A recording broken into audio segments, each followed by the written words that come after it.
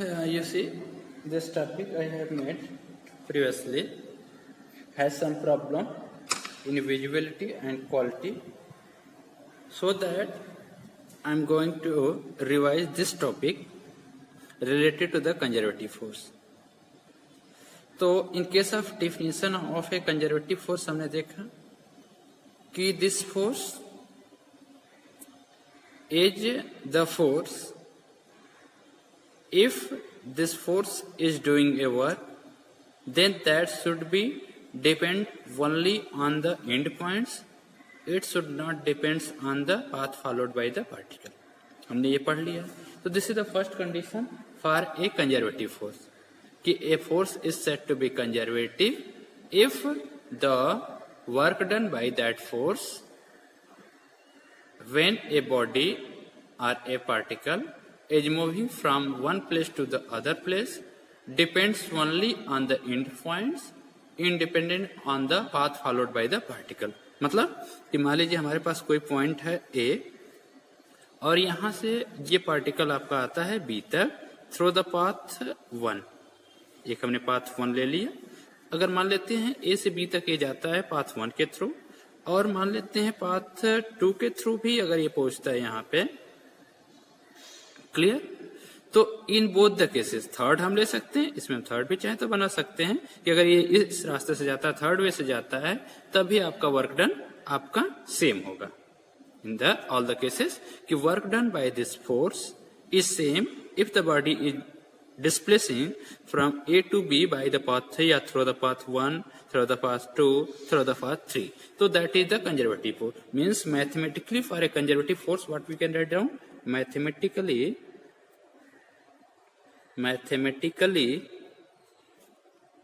we have for conservative force क्या लिख सकते हैं? WAB. ये क्या है? WAB shows that कि when body is displacing from A to B किस तरह से?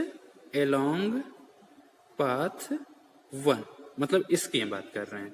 should be equal to WAB. Mathematically ये डिफिनेशन हो गई कंजर्वेटिव फोर्स की along the path 2. ये होगी. तो इसको हम फिगर 1 मान लेते हैं. ये हमारे पास है, इसको इक्वेशन हमने 1 कंसीडर कर लिया. एक केस और हम देखते हैं कि मान लीजिए बॉडी सेम बॉडी आपकी है and that is moving from A to B through the path 1. Clear? Now अब हम क्या करते हैं, इसको बी से रिटर्न कराते हैं. It is moving from B to A through the path 2. ध्यान दीजिएगा, सेम बॉडी इज देयर. यहां से हम ए से बी दोनों वे से जा रहे थे, दोनों रास्ते से जा रहे थे, बट यहां पे हम बी से ए आ रहे हैं थ्रू द पाथ 2. तो आप ये समझें, इस फिगर 2 इसको ले लें. फिगर 2 में अगर मान लीजिए WAB अगर है, this is the along work done when body is moving from A to B along path 2. इस पाथ 2 से अगर ये बॉडी ए से बी तक जाती है तो this should be equal to minus WBA. मतलब ये माइनस WBA मतलब when body comes from B to A. किस पथ से? Along path 2. ये चीज आपको समझना है. Why I have taken negative sign here. अब इसको समझते हैं कि ये देखिए, हम WAB मान लीजिए अगर हम यहां से यहां तक ले जाते हैं तो क्या होगा? In this case if we are doing the work, तो जब वो B से A तक आएगा तो we will get the work. अब वर्क क्या होगा? अगर हमें यहाँ पे वर्क करना पड़ेगा तो वहां पे हमें वर्क मिलेगा.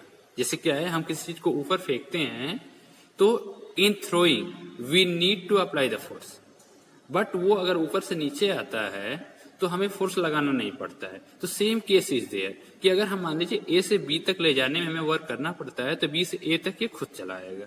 या अगर मान लीजिए कि ए से बी तक अगर खुद जा रहा है ये हमें नहीं पता है कि कौन से ऊपर या नीचे कंडीशन तो है नहीं यहाँ पे। तो अगर मान लीजिए अगर सेल्फ ये ए से बी तक मूव कर रहा है तो बी से ए तक मूव करने के लिए we have to apply the force. तो that's why I have taken कि both are opposite to each other. इसको हमने मान लिया इक्वेशन नंबर 2। क्लियर। अब हम देखते हैं दो चीजें, right side from 1 and 2, from 1 and 2, equation 1 and 2। देखिए इक्वेशन 1 का राइट हैंड साइड और इक्वेशन 2 का left hand side both are equal. तो what we can do this, we can equate these equation. हम दोनों को बाई 1 and 2 हम दोनों को इक्वेट करेंगे तो हमारे पास क्या मिलेगा, we get what we get WAB कहां से, along path 1, यहां पे रख सकते हैं WAB along path 2 को, ये चीज हमने यहां से रख लिया। और फिर should be equal to minus WBA, ये क्या होगा, along path 2, ये चीज होगा। अब इसको हम ट्रांसफर कर लेते हैं तो क्या मिलेगा हमें, WAB along path 1 plus WBA along path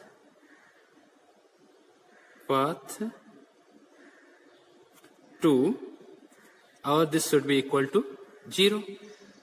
मतलब ये क्या है, अब देखिए WAB मतलब A से जब B तक आप जाते हैं तो जो भी वर्क करना पड़ा, जो भी वर्क डन हुआ, फिर B से जब A तक आते हैं तब जो वर्क डन करना पड़ा, दोनों का सम क्या हो गया, 0। मतलब ये क्या हो गया, ये तो कोई नॉर्मल पथ है। इसको अगर हम ऐसे लिखना चाहें जनरली, दिस मीन्स कि generally what we have W आपका, इसको लिख सकते हैं क्लोज्ड पाथ। इसको हम जनरलाइज करेंगे तो in case of closed path, ये क्लोज्ड पाथ हो गया ना, ए से आप बी तक गए, बी से ए तक आए, तो ये आपका क्या हो गया, ये क्लोज्ड पाथ हो गया। Work done is equal to 0 for a conservative force. मतलब ये हमने दिखा दिया, this implies that is for a conservative force, it is for a conservative force work done in closed path. इसको क्लोज्ड पाथ भी बोलते हैं, कहीं कहीं or in the round trip. इसको राउंड ट्रिप मतलब वो वापस आ जाए, इनिशियल और फाइनल पोजीशन अगर सेम हो, राउंड ट्रिप। आर इसको बोलते हैं cyclic process. Cyclic process is 0। This way it is proved कि work done is equal to 0 when the body has the same initial और फाइनल पोजीशन अगर same है, closed path में move करता है, तो then that work done will be 0। This way I have proved it.